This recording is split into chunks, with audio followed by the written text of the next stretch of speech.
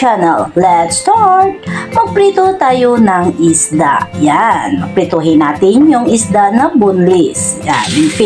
Init ko muna yung kawali at saka lagyan ng mantika. Yan. Prituhin natin hanggat siya pupula. Yan, ganyan.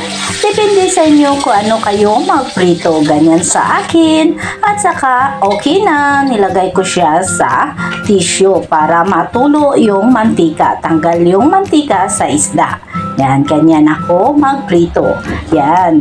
At saka, maghiwa tayo ng sibuyas. Isang pirasong sibuyas.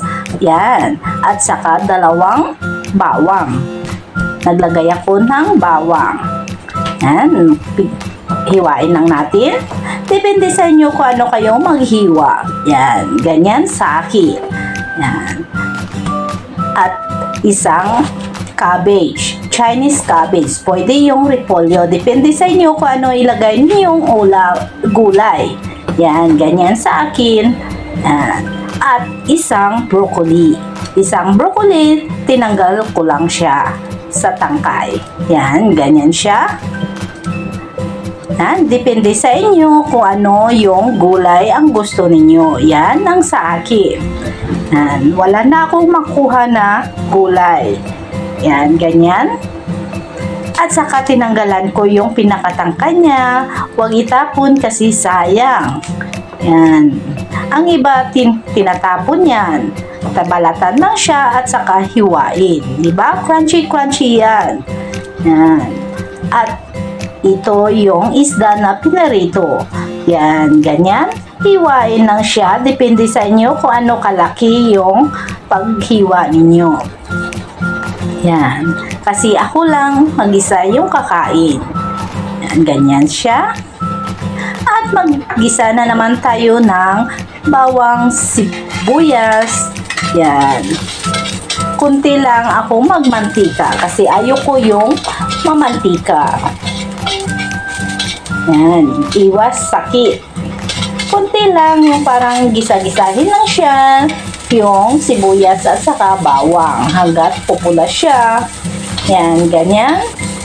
Hindi ako mahilig magmantika. At maglagay ako ng kamatis. Kunti lang ang kamatis. At ilagay ko na yung gulay na Chinese cabbage. Yan. Yan, halu-haluin lang siya, gisa-gisahin lang siya, at saka lagyan ng tubig. Yan. Lagyan lang siya ng tubig, depende sa inyo kung ano karami yung tubig ninyo. Takpan. Itakpan lang natin hanggat siya lalambot. Kasi mas masarap yung malambot na cabbage. Yan. Kita ninyo guys, napakasarap yan. Masustansya. Yan, ito na siya.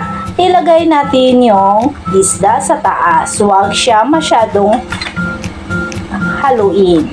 Ganyan, sa taas lang siya, i-absorb lang. At naglagay ako ng magic sarap or chicken powder at saka asin. Yan. Sa Pilipinas, magic sarap. Yan, depende sa inyo. Kung ano ilalagay ninyo, pwede yung bitsin. Pero hindi ako gumagamit ng bitsin. Yan, pinabaliktad ko lang siya para ma-absorb yung lasa ng isda. Ganyan. At dito na naman tayo sa pinakulong tubig. Yan, ilagay ko yung broccoli, pakuluan ng konti. Yan, parang hugas lang siya. Yan, para hindi siya matagal siyang maluto. Yan, masarap yung crunchy-crunchy lang. At ilagay na natin yung broccoli sa taas. Yan, para hindi siya matagal siyang magluto. Yan, masarap yung crunchy. Crunchy na broccoli. Yan, kita ninyo guys. Yan, dahan-dahan lang sa paghalo. Yan, okay na yan. Yan. Ilagay lang sa taas yung isda kasi para hindi siya madurog. Yan. Okay na siya. Yan ang DIY ulam. Yan. Ilipat na natin sa plato. Yan. Kita ninyo guys, napakadali lang gawin. Yan ang masustansyang DIY ulam.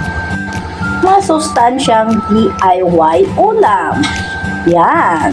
Kaya, i-try ninyo yan guys kahit ano yung gulay ninyo ay pwede. Yan, depende sa inyo. Yan ang masustansyang DIY ulam. Napakasarap. Yan. Thank you for watching.